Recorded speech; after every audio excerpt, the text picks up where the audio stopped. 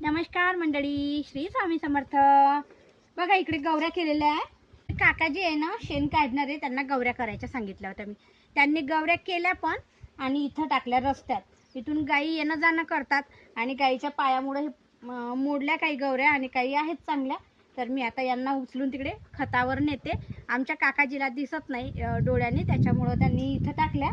पण आता ह्या रस्त्यात झाल्या ना, तर आता मी हे उचलून रोडगे करायसाठी मी गौऱ्या करायला लावल्या होत्या काकाजी. पुरा ढोरं जर राहिले शेतामध्ये तर अशा गौऱ्या करतो आम्ही. तुमच्याकडे करतात का अशा गौऱ्या? करत असेल तर मला कमेंट करून नक्की सांगा.